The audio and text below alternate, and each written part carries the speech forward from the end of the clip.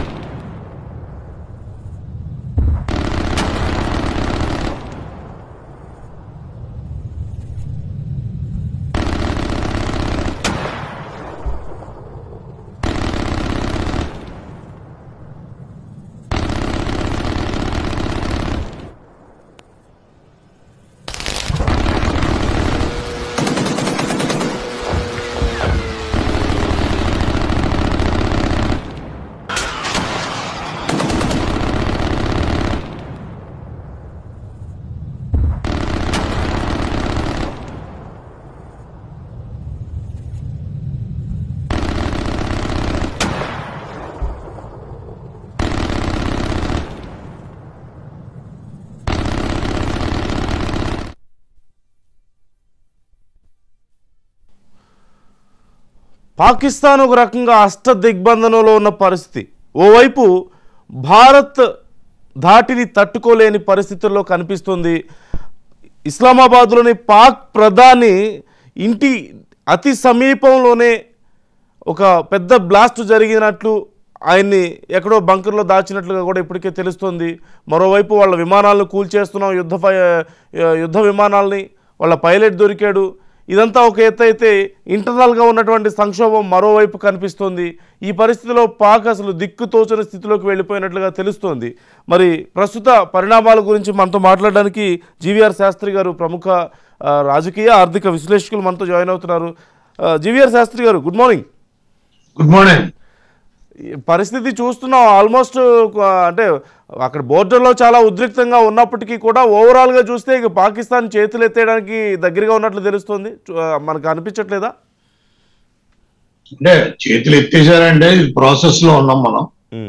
అంటే వాళ్ళు చాలా స్పష్టంగా ప్రపంచానికి ఇచ్చిన మెసేజ్ ఏంటంటే టెర్రరిస్ట్ అంత్యక్రియలకి వాళ్ళ పాకిస్తాన్ ఆర్మీ చీఫ్ కి సంబంధించి ప్రైమ్ మినిస్టర్ కి సంబంధించి పువ్వులు పంపించడం, వాళ్ళ అధికారులందరూ వాళ్ళ టెర్రరిస్టుల అంత్యక్రియలకు హాజరవడం, ఇవన్నీ మనం చూస్తున్నాం. సో దాని మూలన ఏంటంటే చాలా స్పష్టం, మనం మన మన టార్గెట్ కరెక్ట్. మనం ముందే చెప్పాం, ఎవరైతే పెర్పెట్రేటర్స్ ఉన్నారో, టెర్రరిస్ట్ ఉన్నారో వాళ్ళని అటాక్ చేస్తామని చెప్పాం. టెర్రరిస్టులను అటాక్ చేసాం. మనం వాళ్ళ ఇన్స్టాలేషన్ వాళ్ళని అటాక్ చేయలేదు, ఆర్మీ ఇన్స్టాలేషన్ ఏమి అటాక్ చేయలేదు. కానీ వాళ్ళు మొన్న రాత్రి చాలా స్పష్టంగా మన భారతదేశంలో 15 సిటీల్ని టార్గెట్ చేశారు. గుజరాత్, రాజస్థాన్, పంజాబ్ అండ్ జమ్మూ కాశ్మీర్. ఈ 4 రాష్ట్రాల్లో అటాక్ చేసిన తర్వాత మనం నిన్న పొద్దున్న వాళ్ళ 12 సిటీల్లో మనం డ్రోన్స్ అటాక్ చేసాం. ఆ డ్రోన్స్ అటాక్ చేసిన తర్వాత రాత్రి 9 గంటలకు వాళ్ళు మళ్ళీ గుజరాత్ నుంచి మొదలుపెట్టి జమ్మూ దాకా ఎన్నో రకాలుగా వాళ్ళు ఆల్మోస్ట్ 74 మిసైళ్లు కొట్టారు. ఒక్క మిసైల్ కూడా మన వైపు రానివ్వలేదు, మనం కూల్చేసాం. వాళ్ళది అవాక్స్ కూడా, వాళ్ళని అవాక్స్ మెయిన్ వాళ్ళకి ఏంటంటే ఎయిర్ ఫోర్స్ లో అవాక్స్ అనే ఒక విమానం ఉంటుంది, ఆ విమానాన్ని కూడా కూల్చేసాం మనం. సో వాళ్ళకి ఏంటంటే కమ్యూనికేషన్ సిస్టమ్ కొలాప్స్ అయిపోయింది. వాళ్ళ ఎయిర్ డిఫెన్స్ సిస్టమ్స్ మొత్తం జమ్మూ, పూంచ్ అన్ని ఎక్కడైతే ఇంటర్నేషనల్ బోర్డర్స్ లో ఉన్న ఈ ఎయిర్పోర్ట్లు ఉన్నాయి అన్ని చోట్ల కూడా వాళ్ళకి ఎయిర్ డిఫెన్స్ సిస్టమ్ కొలాప్స్ జరిగిపోయింది. వాళ్ళని కొలాప్స్ చేసాం. కానీ నిన్న రాత్రి జరిగింది ఏంటంటే వాళ్ళు చేసిన తర్వాత మన యొక్క మన రిటాలియేషన్ చాలా పెద్ద రిటాలియేషన్ జరిగింది. 100 కొద్ది మిసైల్ మనం కొట్టవలసి వచ్చింది. అది కరాచీ, ఇస్లామాబాద్, రావల్పిండి, సింధ్ అండ్ పంజాబ్ ఎక్కడ వదలకుండా కొట్టాం మనం. కేపీ, ఖైబర్ పఖ్తూన్ఖ్వా అండ్ బలూచిస్తాన్ కొట్టలేదు, కతమా అన్ని చోట్ల కొట్టాం, including Pak occupied Kashmir. So అన్ని చోట్ల కొట్టాం. వాళ్ళు ఏంటంటే వాళ్ళు ట్రై చేస్తున్నారు. నిన్న చాలా మటుకు ఫిడాయిన్ అమలా చేద్దామని ట్రై చేశారు. తర్వాత ఇక్కడ స్లీపర్ సెల్స్ ని, జమ్మూ కాశ్మీర్ లో ఉన్న స్లీపర్ సెల్స్ ని యాక్టివేట్ చేయాలని భావించారు, అవి జరగనవలేదు. ఎక్కడికక్కడ మనం చాలా పగడ్బందీగా ఉన్నాం.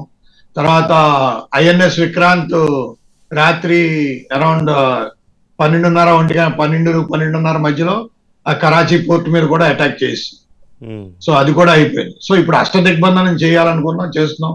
ఎంత ప్రాపర్ ప్రాసెస్, ఇదేం వేళ అయిపోయేది రేపు అయిపోయేది కాదు. ఇది కనీసం ఒక 4-5 వారాలు పడుతుంది, 4-5 వారాల దాకా వెళ్తుంది. ఇందులో కష్టం కూడా ఉంటుంది మనకి. మన సిటీస్ అన్ని బ్లాక్అవుట్ చేసుకోవాలి రాత్రులప్పుడు. వాళ్ళ దగ్గర కూడా సాఫిస్టికేటెడ్ మిసైల్స్ ఉన్నాయి, అవన్నిటికీ కూడా వాళ్ళు ఉపయోగిస్తారు. ఈసారి మనం లాజికల్ కన్క్లూజన్స్కి వెళ్ళాలి. వాళ్ళ దగ్గర ఉన్న ఆటమిక్ వెపన్స్ ని మనం డిమిలిటరైజ్ చేయాలి. అదే రకంగా పాక్ ఆక్యుపైడ్ కాశ్మీర్ విషయం తేల్చేయాలి. బలూచిస్తాన్ కూడా వాళ్ళ దగ్గర నుంచి విడిపోతుందని మనకు తెలిసిపోతుంది. ఎందుకంటే నిన్న బలూచిస్తాన్ లో వాళ్ళు చాలా బిఎల్ఏ, బలూచిస్తాన్ లిబరేషన్ ఆర్మీ ఏ రకంగా అయితే రిటాలియేట్ చేసిందో ఎల్ఈడీలు ఉపయోగించి, ఐఈడి ఉపయోగించి వాళ్ళు ఆల్మోస్ట్ నిన్న 20-30 మంది ఆర్మీ సోల్జర్స్ ని చంపడం జరిగింది. వాళ్ళు కూడా జరిగారు. నిన్న అన్నిటికంటే ముఖ్యం ఏంటంటే అడియాలా జైల్లో ఉన్న పాకిస్తాన్ ఇమ్రాన్ ఖాన్ కూడా దీంట్లో పెట్టడం జరిగింది. ఇమ్రాన్ ఖాన్ ని ట్రై చేశారు. నిన్న ప్రజలు రోడ్ల మీదకి వచ్చి వాళ్ళు గవర్నమెంట్ కి వ్యతిరేకంగా చెప్పారు. షాబాజ్ షరీఫ్ వాళ్ళ ఫ్యామిలీని తీసుకుని బంకర్ లో జాక్కున్నాడు. ఆయన దగ్గరలోనే, ఆయనకు ఒక 2 కిలోమీటర్ల దూరంలోనే మన డ్రోన్ వెళ్ళిపడింది. మనం ఈసారి ఇస్లామాబాద్ అని కూడా అటాక్ చేసాం. రావల్పిండిలో డంకెకి చౌక్ పై చెప్పాం, బాబు నీ జనరల్ హెడ్ క్వార్టర్ అంటావు, ఈ జనరల్ హెడ్ క్వార్టర్ కాదు, వంకాయలు బెండకాయలు అమ్ముకునే హెడ్ క్వార్టర్ అని చెప్పి దాన్ని కూడా అటాక్ చేసాం. దేన్ని వదలలేదు. వాళ్ళు అన్ని రకాలుగా, వాళ్ళు ఈవెన్ వైష్ణోదేవి టెంపుల్ కూడా కొట్టేద్దాం ట్రై చేశారు. వైష్ణోదేవి టెంపుల్ మీద కూడా వాళ్ళు మిసైల్ వేశారు. కానీ మనం దాన్ని కూడా తిప్పికొట్టడం జరిగింది. మన ఎయిర్ డిఫెన్స్ సిస్టమ్ చాలా స్ట్రాంగ్ గా పెట్టుకున్నాం. అందులో S-400 చాలా ఇంపార్టెంట్ రోల్ ప్లే చేస్తుంది. సో ఇన్ఛార్జ్ అయినంటే ఇప్పుడు ఈ రకంగా అంటే వాళ్ళు అమెరికా వాళ్ళకి అడిగినా కూడా మీరు డౌన్ టౌన్ చేయండి, కొంచెం మీరు డౌన్ అవ్వండి, ఇలా కరెక్ట్ కాదు ఇది అని చెప్తున్నా కూడా ఇది స్పష్టంగా ఏ జహాదీకి పీచే వర్దీ హై అనే పదం కరెక్ట్ అయిపోయింది. పాకిస్తాన్ ఆర్మీయే టెర్రరిస్టులు, పాకిస్తాన్ ఆర్మీయే టెర్రరిస్ట్ క్యాంపులు, పాకిస్తాన్ సోల్జర్సే టెర్రరిస్టులు. ఇది చాలా స్పష్టంగా మనం మొదటి నుంచి చెప్తూ వచ్చాం. పాకిస్తాన్ ఆర్మీ టెర్రరిస్టులతో వాళ్ళ ఇండస్ట్రీ, అది వాళ్ళు ప్రమోట్ చేసే ఇండస్ట్రీ, అది టెర్రరిజం. సో అది మనం బావల్పూర్ లో చూసాం. బావల్పూర్ లో వాళ్ళందరూ చనిపోయారు. మౌలానా మసూద్ అజర్ చనిపోయినా కూడా వాళ్ళు చెప్పట్లేదు. వాడికి అంత్యక్రియలు చేశారు, అన్ని చేశారు, కానీ వాడు చచ్చిపోయాడని చెప్పట్లేదు. ఎందుకంటే వాడి అంత్యక్రియలు ఎంత ఫ్యూనరల్స్ అంటే అంబులెన్స్ వెళ్తుంటే పోలీసులు సలాంలు కొట్టారు. సో అలాంటి పరిస్థితుల్లో సో మౌలానా మసూద్ అజర్ కూడా చనిపోయాడు. ఇప్పుడు మనకు తెలిసేది ఏంటంటే ఆఫీస్ సయీద్ చనిపోయాడా లేదా. ఎందుకంటే మనం నిన్న రాత్రి లాహోర్ మీద 100 మిసైల్స్ కొట్టాం. నిన్న రాత్రి చాలా మిసైల్స్ కొట్టాం. సో మిసైల్స్ కొట్టాం, మన ప్లేన్స్ కూడా వెళ్ళాయి. వాళ్ళ 11 ఫైటర్ హెలికాప్టర్ ఫైటర్ ని డౌన్ చేస్తాం మనం. 11 విమానాలు పడిపోయాయి. 7 విమానాలు వాడి పాకిస్తాన్ లో పడిపోయాయి, 4 మన ఇండియాలో పడ్డాయి. సో అందులో 2 పైలట్లు కూడా మనం పట్టుకున్నాం. సో మొత్తం 2 F-16 2 J-17 కూడా పడ్డాయి. సో ఇవన్నీ మొత్తం అంటే ఇవాళ ఇప్పుడు తెలుస్తుంది ఏ రకంగా అనేది. కానీ ఇంకా ఇది లాజికల్ కన్క్లూజన్ కి వెళ్ళి చేరాల్సిందే. ఎందుకంటే ఇది మనం పాకిస్తాన్ ప్రజలకు వ్యతిరేకం కాదు. ఇదేంటంటే టెర్రరిస్ట్. మనం 70 ఏళ్లుగా మన భారతదేశ ప్రజలు 3,12,000 మంది చనిపోయారు. 29,000 మంది సైన్యం చనిపోయింది. 52,000 మంది సైన్యం అంగవైకల్యం పొందారు. శాస్త్రి గారు, ఇప్పుడు ఇంటర్నల్ గా బయట నుంచి మనం చేస్తున్న దాడులతో చాలా నష్టపోతుంది పాకిస్తాన్, అది కనిపిస్తుంది.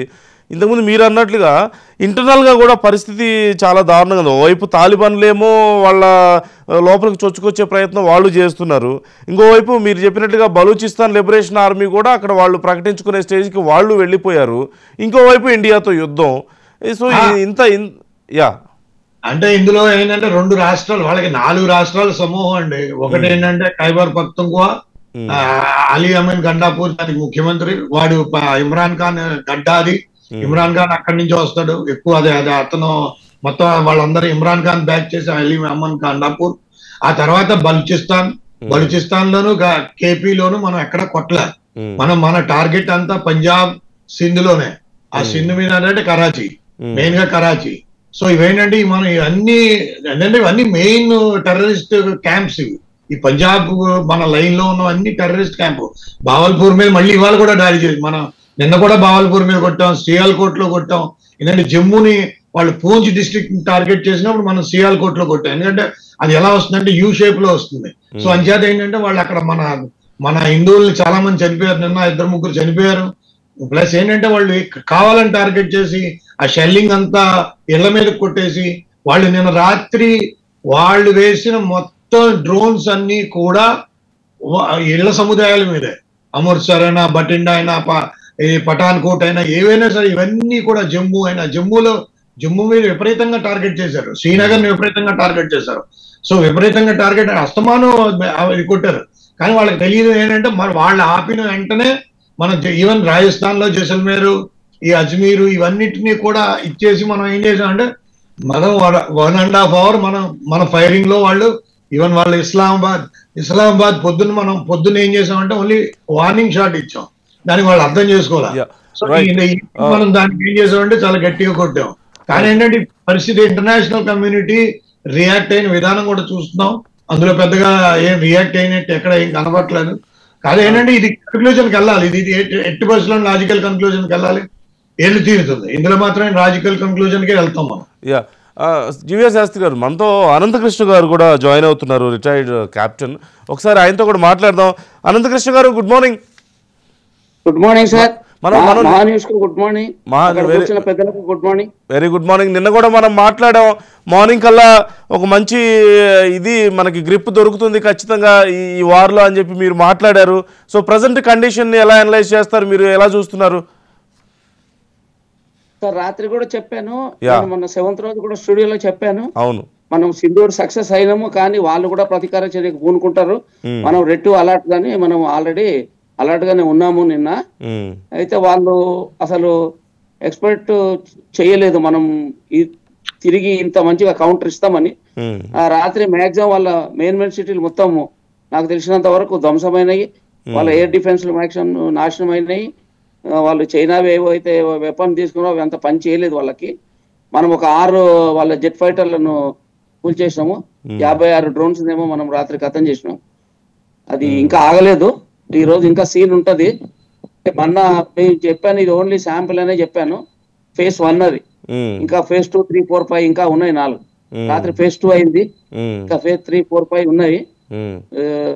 ఒక పిరిగి పంద చర్యగా వాళ్ళ ప్రైమ్ మినిస్టర్ ఎక్కడో బంకర్ లో దాక్కున్నాడు. ఓకే, నెక్స్ట్ వాళ్ళ చీఫ్ ఆఫ్ ఆర్మీ కూడా నాకు తెలిసి వాళ్ళ చీఫ్ ఆఫ్ ఆర్మీని కూడా అండర్ అరెస్ట్ చేసినట్లు వార్తలు ఉన్నాయి. వేరే కొత్త అతన్ని నియమించినట్లు మన దగ్గర ఇన్ఫర్మేషన్ ఉంది.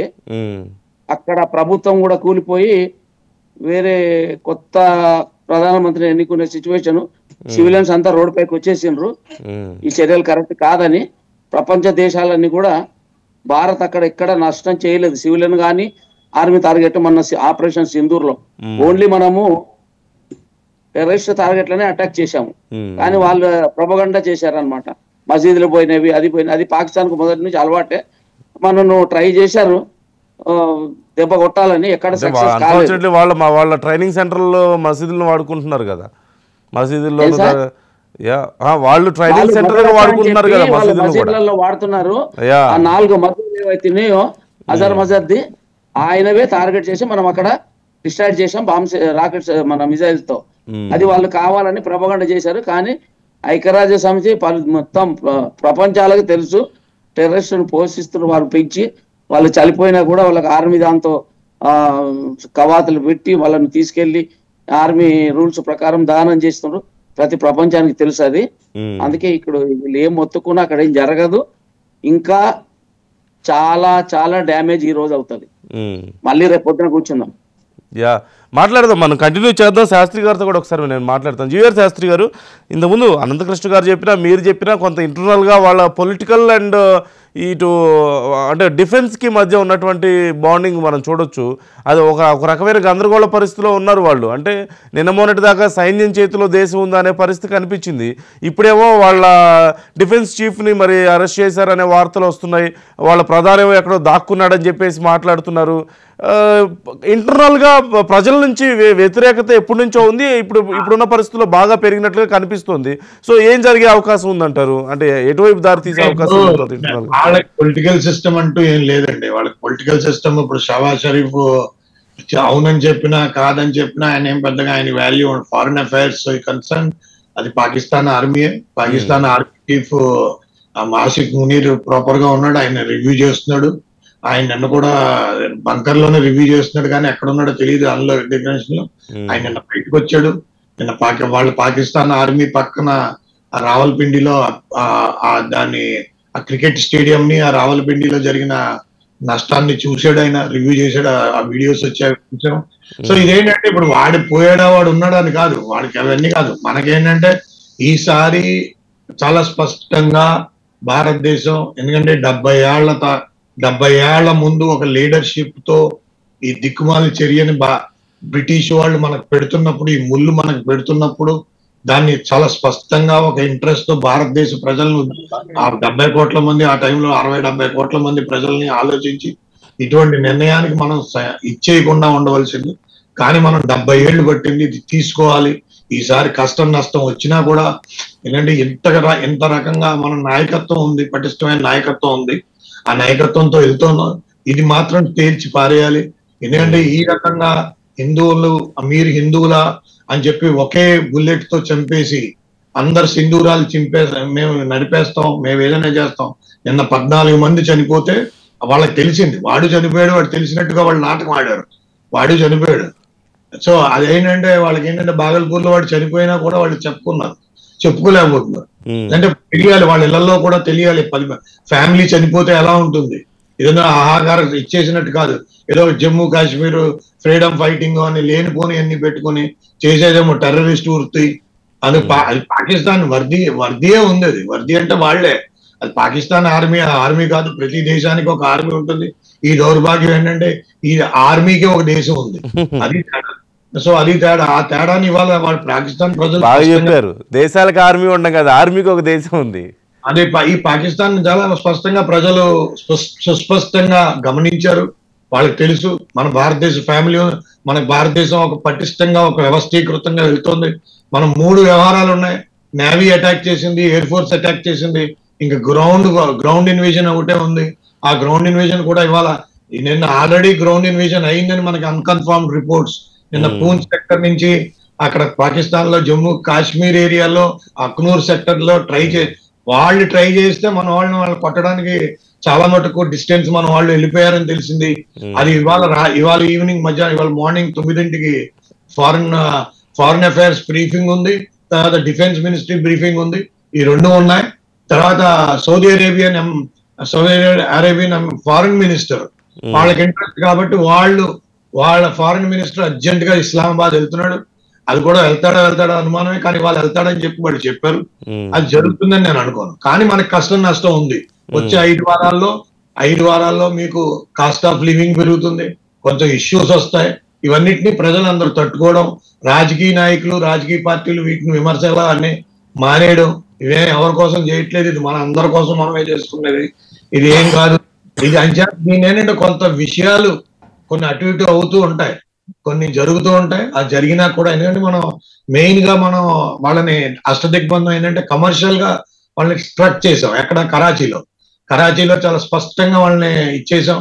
వాళ్ళకి ఇప్పుడు సప్లై చైన్ కష్టం, అతి కష్టంగా తెచ్చుకోవాలి వాళ్ళు. నేను కూడా ఏ దేశం కూడా వాళ్ళతో డీల్ చేయలేదు ఇప్పుడు, ఏదైనా మనం అడ్డం ఉన్నాం. సో ఈ పరిస్థితుల్లో ఇలాంటి పరిస్థితులు ఇంకా ఒక 4-5 వారాలు వెళ్తాయి. ఈ లాజికల్ కన్క్లూజన్స్ కి వాళ్ళు పడిపోయారా ఉన్నారా అని కాదు ఇక్కడ, వాళ్ళు కాదు, వాళ్ళ ఆటమిక్ వెపన్స్ ని ఇంటర్నేషనల్ కమ్యూనిటీ చాలా స్పష్టంగా వాళ్ళని ఆటమిక్ వెపన్స్ ని మనం వాళ్ళని డిస్మెంటల్ చేయాలి వాళ్ళ దగ్గర నుంచి. ఎందుకంటే అది రాంగ్ హ్యాండ్స్ మీదకి వెళ్ళిపోతుంది. ఇప్పుడు ఈ పరిస్థితుల్లో ఆర్మీ వాళ్ళది వీక్ అయితే కనుక వాళ్ళది రాంగ్ హ్యాండ్స్కి వెళ్ళిపోతుంది, మనం చూస్తున్నాం స్పష్టంగాను. సో అదొకటి. సో ఇంటర్నేషనల్ కమ్యూనిటీ దాని మీద ఇచ్చేయాలి. పాక్ ఆక్యుపైడ్ కాశ్మీర్ విషయంలో మనం ఏమనుకుంటున్నాం అనేది చాలా స్పష్టంగా అది కూడా తెలియజేయాలి. అదే రకంగా బలూచిస్తాన్ వాళ్ళు వేరే దేశంగా ఉంటారు. సో ఈ సమయంలో పాకిస్తాన్ దేశం ఏర్పడింది ఒక అబద్ధపు ప్రచారం మీద, ఒక దేశం మతం ప్రచారం మీద ఏర్పడింది. అది బ్రిటిష్ వాళ్ళు క్రియేట్ చేసిన తప్పితే పాకిస్తాన్ మొహమ్మద్ అలీ జిన్నా క్రియేట్ చేసింది కాదు. మొహమ్మద్ అలీ జిన్నానే వాడారు, మన్ని వాడారు, మనకు ముళ్ళు పెట్టారు, మన్ని వాడికి పెట్టారు. అసలైన స్వతంత్రం మనకి రాకుండా చేశారు. ఒకసారి శాస్త్రి గారు, నేను ఒక్కసారి అనంతకృష్ణ గారితో మాట్లాడుతాను please. I continue with you. Anantakrishna గారు, అంటే జనరల్గా పాకిస్తాన్ నిన్న మొన్నటి దాకా వాళ్ళ సైనిక అధికారులు కానీ వాళ్ళ రాజకీయ నాయకులు కానీ మేము యుద్ధం చేసేస్తాం, భారతదేశాన్ని లేకుండా చేస్తాం, మోడీని లేకుండా చేస్తాం అని మాట్లాడిన పరిస్థితి మనకు కనిపించింది. సంభవం ఎంతో కొంత వాళ్ళ సైడ్ నుంచి ఒక టఫ్ ఫైట్ ఉండే అవకాశం ఉందేమో, ఎందుకంటే చైనా సపోర్ట్ ఉంది, అమెరికా నుంచి వాళ్ళు ఇంతకుముందు వెపన్స్ కొనుక్కున్నారు కాబట్టి ఎంతో కొంత ఒక టఫ్ ఫైట్ ఉంటుందేమో అని అందరూ భావించారు. కానీ పరిస్థితి చూస్తే అంత టఫ్ ఫైట్ ఇస్తున్నట్లు కనిపించడం లేదు. అంటే ఓవరాల్గా భారత్ అయితే ఒక స్ట్రాంగ్ హోల్డ్ తీసుకోగలిగింది ఇలాంటి ఒక వార్ సిచ్యువేషన్లో. సో ఎక్కడ మనం నెగ్గగలిగాం? అంటే స్ట్రాటజీ వర్కౌట్ అయిందా, లేకపోతే కంపారిటివ్లో వాళ్ళకంటే మన టెక్నాలజీ కానీ మన వెపన్స్ కానీ ఇంకా స్ట్రాంగ్గా ఉండడం దీనికి రీజన్? సార్ 2 విషయాలు చెప్తాను ఇందులో. మొదటిది 1971 వార్లో అమెరికా, ఇంగ్లాండ్ అన్ని దేశాలు పాకిస్తాన్ కు సపోర్ట్ చేసినాయి. అప్పుడు ఒకే ఒక కంట్రీ రష్యా చెప్పింది, నేను ఇన్ అవుతున్నాను, మీరు మూసుకొని వెళ్ళిపోండి. ఆ రోజు ఉన్న భారత్ వేరే, ఈ రోజు ఉన్న భారత్ వేరే. అప్పుడు కూడా మనం 1971 లో వారు గెలిచాము. 65, 71 కార్గిల్, ఇప్పుడు లేటెస్ట్ గా సింధు. వాళ్ళ స్ట్రాటజీ మన స్ట్రాటజీ చాలా డిఫరెన్స్ ఉందండి. మన ఆర్మీ స్ట్రాటజీ ఒక్కసారి మన స్ట్రాటజీ స్టార్ట్ చేసినామంటే మళ్ళీ ఇంకా ఎవరికి దుష్మన్ కూడా వాళ్ళకి తెలియదు అనమాట. అంత పకడ్బందీగా ఉంటుంది మనది. ఇంకో గుడ్ న్యూస్ ఏం చెప్తున్నాను నేనంటే, పాకిస్తాన్ ఖచ్చితంగా 4 ముక్కలు అవుతుంది. ఇది రాసుకోండి. విత్ ఇన్ 7 days లో ఈ న్యూస్ కూడా మీరు వింటారు ఖచ్చితంగా. ఎట్లా ఎలా మీరు అంటే ఎలా చెప్తున్నారు? బలూచిస్తాన్ వెళ్ళిపోతుంది, పిఓకే ఇండియా స్వాధీనం చేసుకుంటది, ఇంకా ఆటోమేటిక్ గా 3 ముక్కలు అయిపోతుంది. ఎందుకంటే ఇప్పుడు వాళ్ళ దగ్గర ఉన్న ఇంటర్నల్ ప్రాబ్లమే, వాళ్ళే డివైడ్ అవుతారు. అక్కడ బలూచిస్తాన్ ఆల్రెడీ అటాక్ అవుతుంది, ఇక్కడ పిఓకే మీద మనం అటాక్ చేస్తున్నాము. వాళ్ళ దేశంలోకి చొచ్చుకొని పోయినాం రాత్రి, ఇంకేముందండి, ఆల్రెడీ వాళ్ళ చేతులు ఎత్తేసినట్లే. ఎందుకంటే వాళ్ళ క్యాపిటల్ మీదే అటాక్ చేసాం రాత్రి. వాళ్ళ ఎయిర్ డిఫెన్స్ అన్న చిన్న భిన్నం అయింది.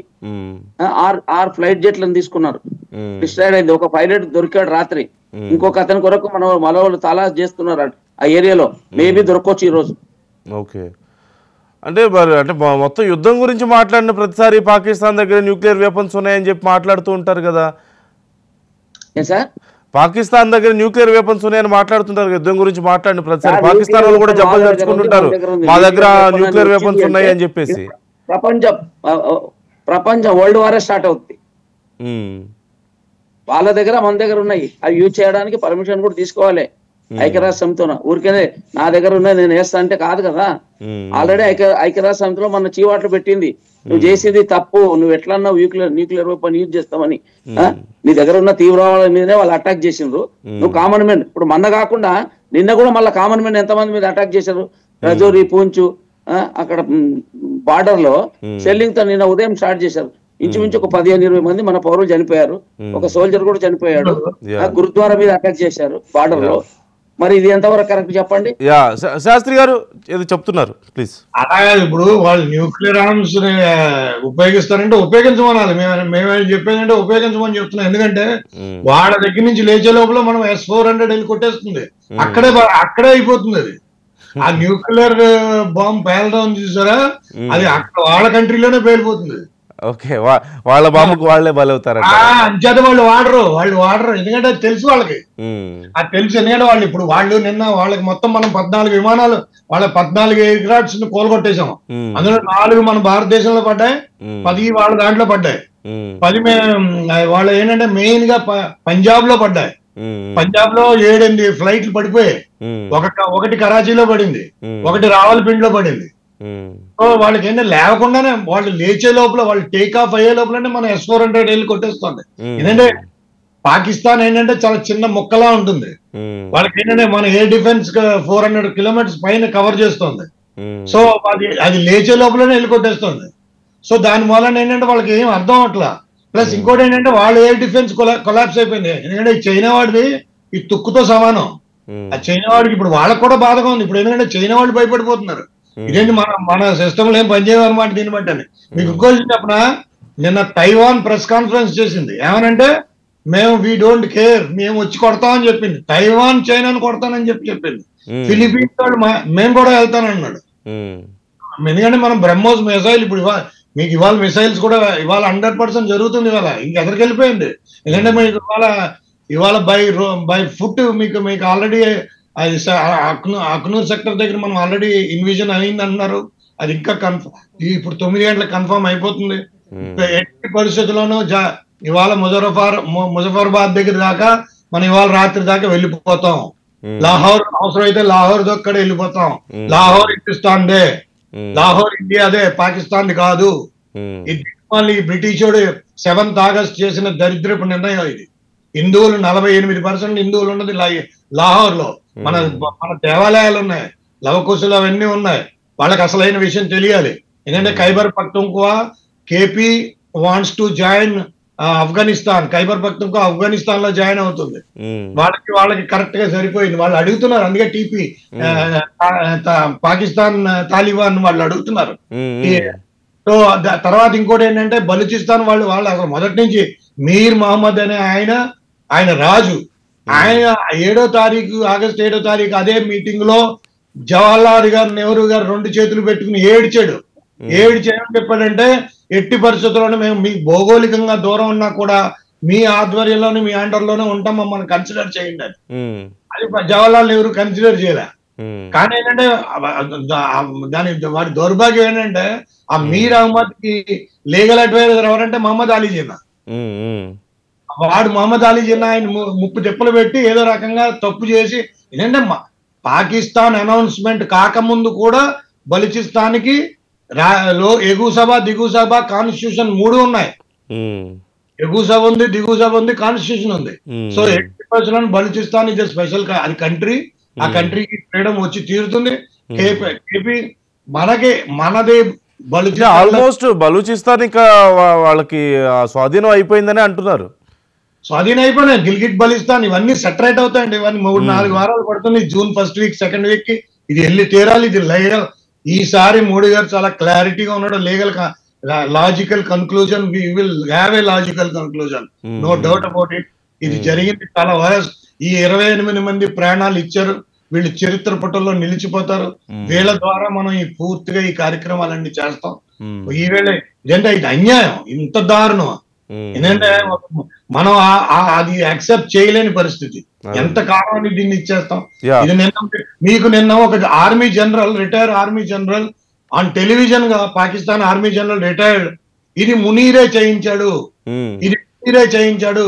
ఇమ్రాన్ ఖాన్ కంటే తన పేరు ఎక్కువ ఉండాలి అని ఒక రకమైన ఇదితో అది మునీరే చేయించాడు, మునీర్ కావాలని చేయించాడు, ఇది పహల్గాంలో జరిగిన ఇన్సిడెంట్స్ మునీరే చేయించాడని మనం చెప్పట్లా, ఒక ఆర్మీ జనరల్ క్లెయిమ్ చేస్తున్నాడు. ఆర్మీ జనరల్ ఓపెన్ గా టీవీలో నేను చెప్పేశాడు, పాకిస్తాన్ టీవీలో ఓపెన్ గా చెప్పేశాడు ఇది మునీరే చేయించాడు.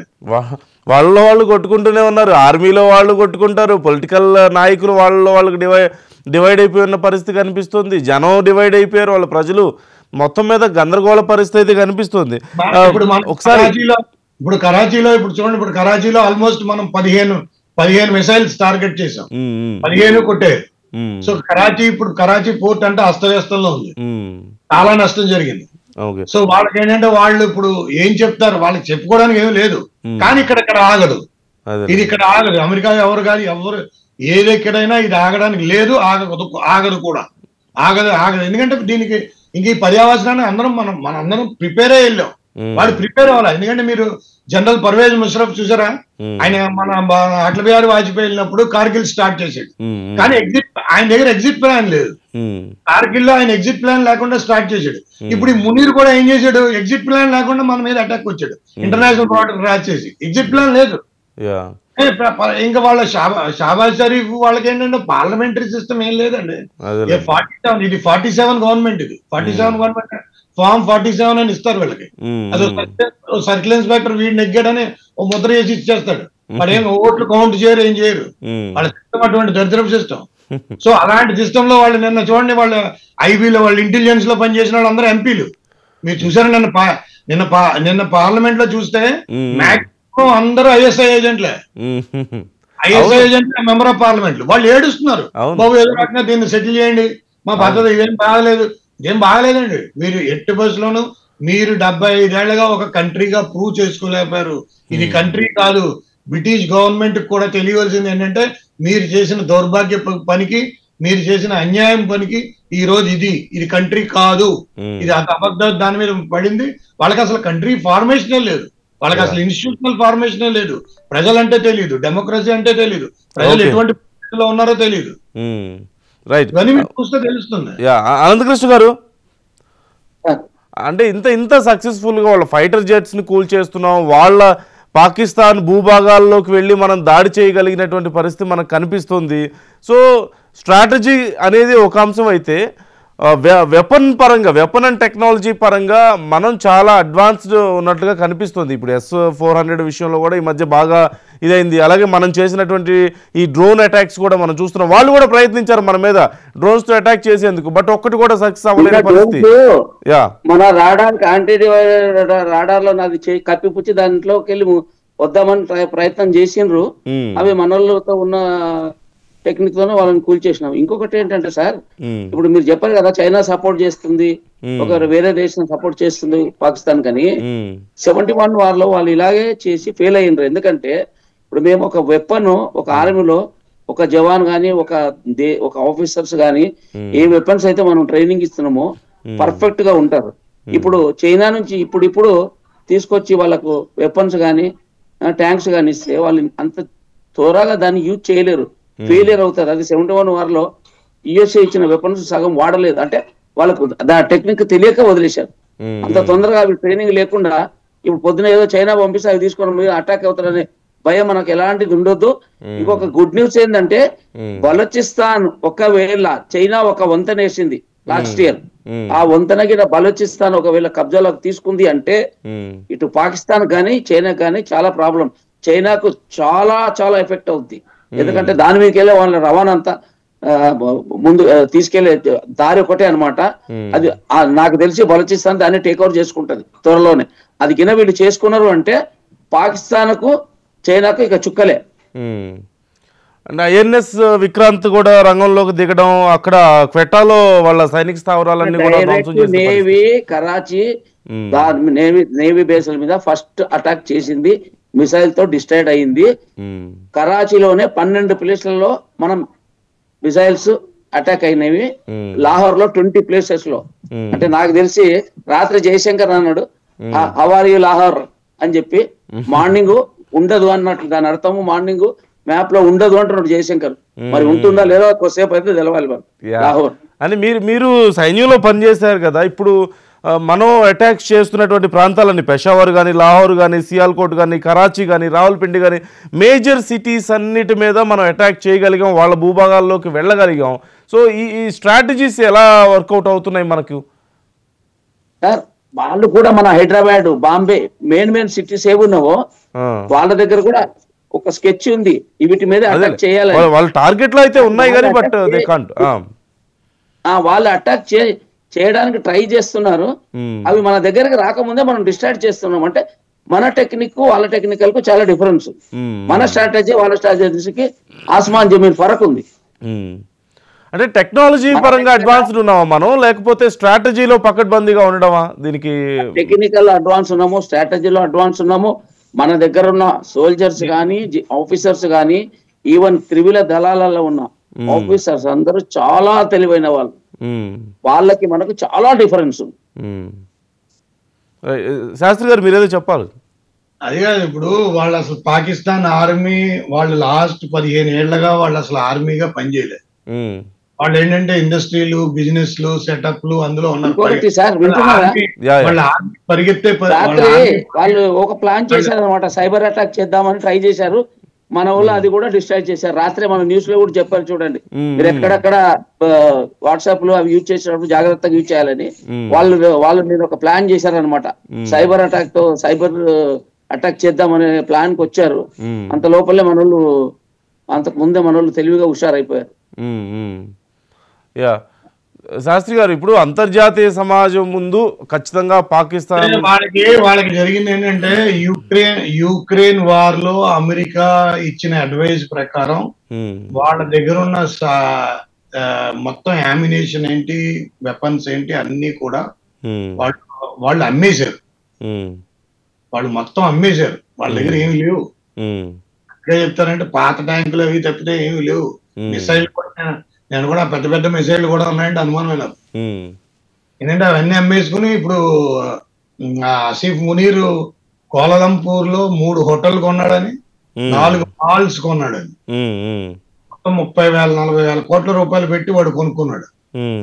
వాడికి అంత డబ్బు ఎలా వచ్చిందో ఎవరికి తెలియదు. అదేలేండి, అన్ని వాళ్ళు అమ్మేశారు. వాళ్ళు కరప్ట్ కంట్రీ. అదే చెప్పాను కదా, ప్రతి దేశానికి ఒక ఆర్మీ ఉంటుంది. ఏ ఆర్మీకి ఒక దేశం ఉంది, అది దొంగపాయి. ప్రజలను ఏంటంటే రోజు వాడి ఫోటో పెట్టి ఆర్తిస్తూ ఉంటారు. మన ఆర్మీ చీఫ్ ఎవరో ఎంతమంది అడగండి. ఎప్పుడు పాకిస్తాన్ లో 5 సంవత్సరాలు ఏ ప్రభుత్వం నిలబడలేదు. ఏ ప్రభుత్వం 1 సంవత్సరం 2 సంవత్సరాలు కాగానే ఒకటి ఆర్మీ ఉన్నా పల్టా, లేకపోతే రాష్ట్రపతిని దించడము, ప్రైమ్ మినిస్టర్ చేంజ్ చేయడము, ఇండియాకు కొద్దిలో ఎవరైనా సపోర్ట్ చేస్తే వాళ్ళని దించడము, వేరే ఎవరైనా రప్పించడము. ఎగ్జాంపుల్ గా ఇమ్రాన్ ఖాన్ ఏదో ఇండియాకి మాట్లాడారని చెప్పి వాని మీద ఎలక్షన్ పెట్టేసి లోపలేసేసారు. ఇప్పుడు ఇమ్రాన్ ఖాన్ పార్టీ రోడ్డు మీదకి వచ్చి మొత్తుకుంటున్నారు, ముందు ప్రైమ్ మినిస్టర్ చేంజ్ చేసి అరెస్ట్ చేయండి అని.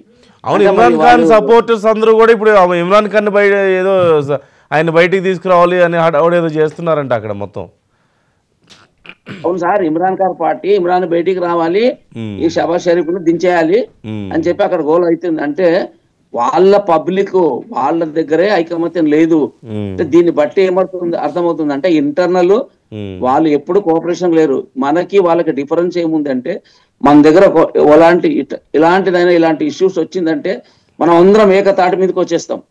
కుల మత రాజకీయాలు ఏమి ఉండవు, మనకు ఒకటే ఉంటుంది, భారత్ మాతాకి జై, అదొక్కటే మన నినాదం. కాదు, ఇప్పుడు అనంతకృష్ణ గారు, వాళ్ళ పైలట్ని పట్టుకున్నాం కదా, మనకి దొరికాడు కదా, పాకిస్తాన్ పైలట్ దొరికాడు.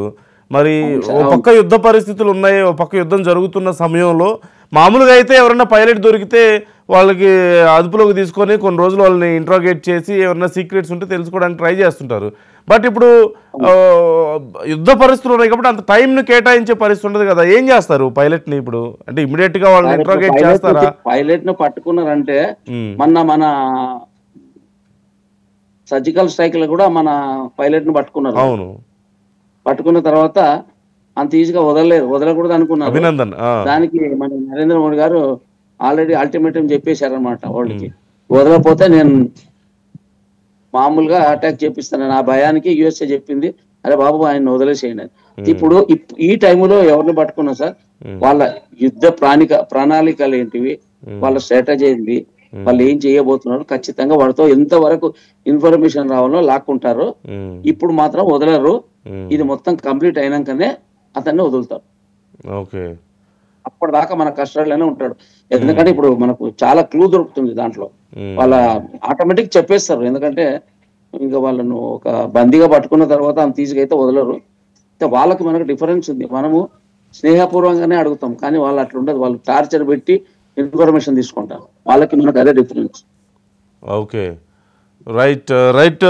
థ్యాంక్ యూ అనంతకృష్ణ గారు మాతో మాట్లాడినందుకు.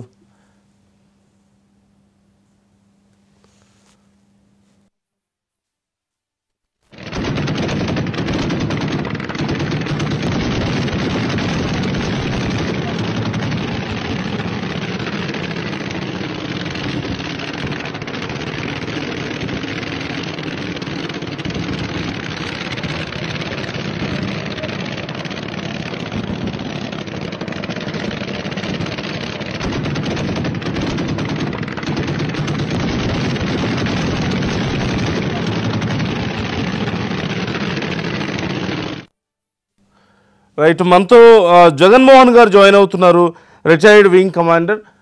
జగన్మోహన్ గారు, వెరీ గుడ్ మార్నింగ్. నమస్తే అండి. మనం నిన్న కూడా మాట్లాడాం. ఏంటి పరిస్థితి ఏంటి అంటే, మనకి ఇంతకు ముందు కూడా నేను మాట్లాడుతున్నాను, మనకు వేరే గెస్ట్లతో ఉన్నప్పుడు కూడా మాట్లాడుతున్నాను. వాళ్ళ ఫైటర్ జెట్స్ని మనం కూల్ చేస్తున్నాం, వాళ్ళ పైలట్లు దొరికారు మనకి. సో వాళ్ళతో ఎలా డీల్ చేస్తారు ఈ టైంలో?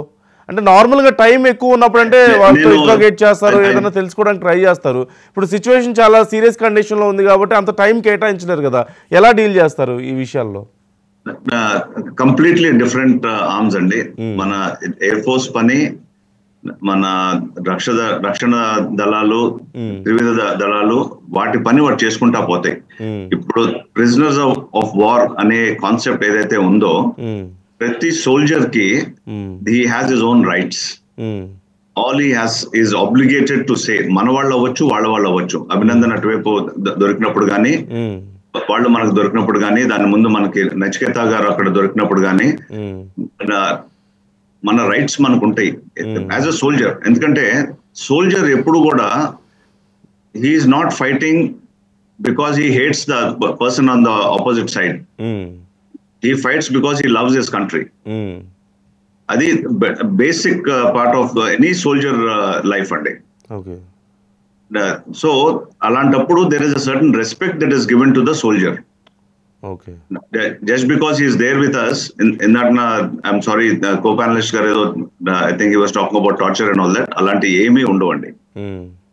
They will be separate people who have the intelligence and the capability to వీళ్ళని ఎలా డీల్ చేయాలి, వీళ్ళతో ఎలా మాట్లాడాలి, ఎలా ఇన్ఫర్మేషన్ మనం సాధించుకోవాలి అనేది అదొక ఆర్ట్. అది that will be done by the specialist organisations. Okay. So అదొకటి. రెండోది, ఐ థింక్ చాలా ఊహాగానాలు అన్ని చోట్ల అవుతున్నాయండి. మనం ఎన్ని పడేసామంటున్నాము, వాళ్ళు ఎన్ని పడిపోయినాయి అంటున్నారు. ఇవన్నీ కూడా మనం ప్రెస్ బ్రీఫ్ వచ్చేదాకా ఆ సబ్జెక్ట్ పక్కకు పెట్టుకుంటే బెటర్ అనుకుంటా. Because so much more to talk about. Yeah ఖచ్చితంగా. మరి కొద్దిసేపట్లో ఉంది, ప్రెస్ మీట్ ఉందంటున్నారు 9 o'clock. ఒక 1 hour. అవును. Yeah. And with your permission, actually I had committed to somebody else for 8 o'clock. 8 o'clock I will leave and please. Yeah. If you sure. Sir, ఈ 10 minutes మాతో మాట్లాడండి. So absolutely I'm with you అండి. ఇప్పుడు present condition చూస్తుంటే మీరు ఎలా అర్థం చేసుకుంటున్నారు? పరిస్థితి ఏంటి? ఇప్పుడు మనం వాళ్ళ భూభాగాల్లోకి వెళ్ళి దాడి చేసే పరిస్థితి వచ్చింది. పెషావర్లో, లాహోర్లో, సియాల్కోట్, కరాచీ, ఇలా మెయిన్ సిటీస్ మీద అన్ని బ్లాస్ట్ చేస్తున్నామంటూ న్యూస్ వస్తూనే ఉంది కదా. So how do you see this? వాళ్ళు కూడా మన మీద చాలా ప్లాన్ చేశారు, but we are able to resist. Absolutely అండి. ఇప్పుడు the third dimension of war itself has taken a new twist. ఎప్పుడైతే మనం యుక్రెయిన్ రష్యా వార్స్ చూసామో, అది కంప్లీట్లీ అసలు కన్వెన్షనల్ వార్ అనేది ఈ లాస్ట్ 200 years లో డెవలప్ అయిన ప్యాటర్న్ చూసి, ఇప్పుడు ఈ లాస్ట్ 5 years లో ప్యాటర్న్స్ చూస్తే డైనమిక్ షిఫ్ట్ అండి. ఇప్పుడు అసెట్స్, ఇప్పుడు యుఏవీస్, అన్మాన్డ్ ఏరియల్ సిస్టమ్స్ ఏదైతే ఉన్నాయో, వాళ్ళు అవి చేయగలిగిన డ్యామేజ్, బోత్ ఏరియల్ సిస్టమ్స్ అవ్వచ్చు, సర్ఫేస్ సిస్టమ్స్ అవ్వచ్చు, నేవల్ సిస్టమ్స్ కూడా అవ్వచ్చు. ఫర్ ఎగ్జాంపుల్ సర్ఫేస్ వెజల్స్ లో చిన్న నేవీ బోట్, చిన్నది, completely unmanned, fully laden with weapons, is able to destroy a huge ship. Because 3 elements ఉంటాయి దానికి. ఒకటి, because it is very small, detection చాలా కష్టం సైజ్ మూలాన. బికాస్ మన సెన్సర్స్ అన్ని కూడా as good as they are for protection, దాన్ని సైజ్ బట్టి కొన్ని లిమిటేషన్స్ ఉంటాయి. రెండోది design, latest technology, latest materials తో చేసినప్పుడు రడార్ ని అబ్జార్బ్ చేసే మెటీరియల్స్ ఉంటాయి, radar cross section minimum maintain చేసే డిజైన్ కాన్సెప్ట్స్ ఉన్నాయి. సో వీటితో డిస్ప్రపోర్షనేట్ రిజల్ట్స్ ఉండొచ్చు. మనం చాలా అప్రమత్తంగా జాగ్రత్తగా ఉండాలి. ఇప్పుడు ఈ వాళ్ళు చేసిన అటాక్స్ చూస్తే క్లియర్ గా వచ్చిన so called information which is verified, వాళ్ళు చెప్పింది ఏంటంటే ఒక్కొక్క చోట 50 డ్రోన్ తో వస్తున్నారు. మనం నార్మల్లీ ఎన్ని ఎక్స్పెక్ట్ చేస్తాము? 3-4 విమానాలు ఎక్స్పెక్ట్ చేస్తాము. విమానాలు ఎప్పుడు కూడా పైలట్లు ఉంటారు కాబట్టి వాళ్ళకి మళ్ళీ రక్షణ ఉంటుంది, వాళ్ళ కాన్సెప్ట్స్ ఉంటాయి, మనం సేఫ్ గా తిరిగి వెళ్ళాలి, మళ్ళీ రావాలి అని చెప్పి ఒక బేసిక్ సర్వైవల్ ఇన్స్టింక్ట్ ఉంటుంది. ఇక్కడ drones the it is one way journey and very cheap. మనం దాన్ని షూట్ డౌన్ చేయాలంటే ఎక్స్పెన్సివ్ వెపన్స్ యూజ్ చేస్తే, యాక్చువల్ రేపు వాళ్ళ విమానాలు వచ్చినప్పుడు మన దగ్గర మనల్ని మనం ప్రొటెక్ట్ చేసుకోవడానికి పెద్ద ఆయుధాలు ఉంటాయా లేదా అనేది మనం ఆలోచించుకోవాలి. అండ్ ఐఎమ్ షూర్ మన మిలిటరీ లీడర్షిప్ ఇవన్నీ తెలుసు, వాళ్ళన్నీ చాలా చక్కగా చేస్తున్నారు. మీరు నోటీస్ చేసి ఉంటారు, మోస్ట్ ఆఫ్ ద వెపన్స్ మన బ్రీఫింగ్ ప్రకారం యూజ్ చేసినవి షిల్కా కానీ Zu-23 కానీ other systems are all the systems which are very very lethal potent for these things అన్నమాట. డ్రోన్స్ ని ఈ డ్రోన్ ప్యాటర్న్స్ ఈ లాస్ట్ 2 years లో మనం నేర్చుకుంది, మనం ఎదురు దాటికి మనం స్టెప్ బై స్టెప్ మన కేపబిలిటీస్ మనం పెంచుకున్నాము. అందుకనే వాళ్ళ దాడుల్ని ఇంతవరకు ఆపగలిగాం. ఈ కంటిన్యూ అవుతాయండి. This pattern will continue. When will we వాళ్ళకి సమానంగా జవాబా లేకపోతే 10 రెట్లు ఎక్కువ జవాబు ఇవ్వాలా అనేది ఐ థింక్ మన ప్రధానమంత్రి గారికి, మన మిలిటరీ లీడర్షిప్ కి మనం వదిలేస్తే మంచిది. Yeah sir, how do you see the situation పాకిస్తాన్లో? ఇప్పుడు ఇంటర్నల్గా చాలా గందరగోళం నడుస్తుంది కదా సార్. బలూచిస్తాన్ వైపు బలూచిస్తాన్ లిబరేషన్ ఆర్మీ వాళ్ళు ఆక్యుపై చేసుకుంటున్నారు, ఇంకోవైపు తాలిబాన్స్ కూడా లోపలికి చొచ్చుకొచ్చే ప్రయత్నం జరుగుతుందట. మనం అంటే రకరకాల న్యూస్లు వస్తున్నాయి, వాళ్ళ ప్రధాని ఇంటి దగ్గరే బాంబు పేలింది, ఆయన ఏదో బంకర్లోకి వెళ్ళిపోయాడని, లేదంటే వాళ్ళ చీఫ్ ఆఫ్ డిఫెన్స్ని ఏదో అరెస్ట్ చేస్తున్నారని, వేరే వాళ్ళని పెట్టి ఏదో రకరకాలైన గందరగోళమైన వార్తలు వస్తున్నాయి. దేనికి ఈ దాంట్లో ఏది ఎంత నిజం అనేది మనకి పూర్తిగా తెలియకపోయినప్పటికీ మొత్తానికి అక్కడ ఒక రకమైనటువంటి కన్ఫ్యూజన్ ఉంది పాకిస్తాన్లో కూడా అనేది మాత్రం అర్థం అవుతుంది. So how do you understand this situation sir? ఇప్పుడున్న ఈ యుద్ధం కొంచెం ఎక్కువ ఎస్కలేట్ చేస్తుందంటారా సిచ్యువేషన్? 22 ఏప్రిల్ తో మొదలైంది కాదండి. పాకిస్తాన్ లో కన్ఫ్యూజన్ అనేది మనం లాస్ట్ 6 months నుంచి, లాస్ట్ 2 years నుంచి గ్రేడెడ్ గా చూసుకుంటే, 2 years back Balochistan Liberation Army BLA సైనికులు ఒక లెవెల్లో ఉన్నారు 2 years బ్యాక్. ఇప్పుడు లాస్ట్ 6 months చూసుకుంటే they are much more powerful. ఈ లాస్ట్ 1 month లో చూస్తే వాళ్ళు చేసిన యాక్షన్స్ కి పాకిస్తాన్ ఆర్మీకి జవాబు లేకుండా ఉన్నారు. అండ్ బలూచిస్తాన్ అనేది చిన్న ప్రదేశం కాదండి. పాకిస్తాన్ మ్యాప్ చూసి size of Balochistan in percentage అంటే మీకు క్లియర్ గా తెలిసిపోతుంది. It is a very very large part of Pakistan. So and Balochistan clear గా అడిగేది ఏంటి? మాకు మీతో సంబంధం లేదు, మాది మేము ఉంటాము. They want to secede, they want to break away, they want to have their own governance and life. Because వీళ్ళు అన్ఫార్చునేట్లీ బలూచిస్తాన్ ని చాలా చాలా వేధించారు. ఒకవైపు మీరు అన్నట్టు సెకండ్ సైడ్ ఇస్ తాలిబాన్ ని వీళ్ళే పెంచి పోషించారు. కానీ వాళ్ళు ఎప్పుడైతే ఇక్కడ మైగ్రేట్ అయ్యి ఇక్కడ ఉండటం మొదలు పెట్టారో వాళ్ళు they have establish their own strengths. So వాళ్ళు ఇప్పుడు ఆ side they want to be more with either Balochistan or Afghanistan, not with Pakistan anymore. So Waziristan ఆ ఏరియాస్ అంతా అటువైపు నుంచి ఉంది. దెన్ మోస్ట్ ఇంపార్టెంట్ ఏదైతే వీళ్ళు ఆజాద్ కాశ్మీర్ అంటారో, మనం పాకిస్తాన్ ఆక్యుపైడ్ జమ్మూ అండ్ కాశ్మీర్ అంటామో, ఆ ప్రశాంతంలో ఆ ప్రదేశంలో ఆర్టికల్ 370 ఎత్తేసాక జమ్మూ అండ్ కాశ్మీర్ లో చూసిన ప్రోగ్రెస్ గానీ వీళ్ళ లైఫ్ స్టైల్స్ గానీ చూసి వాళ్ళు ఎంతో వాళ్ళంతటి వాళ్ళు ప్రజలు అన్ని చోట్ల creating all kinds of messages, మేము జమ్మూ అండ్ కాశ్మీర్ లో కలిసిపోతాము అని. Right sir. So sir Jaganmohan with your permission I'll take leave అండి. థ్యాంక్ యూ సో మచ్ మాతో జాయిన్ అయ్యేందుకు. మరొకసారి తప్పకుండా మనం మాట్లాడదాం సార్. Thank you so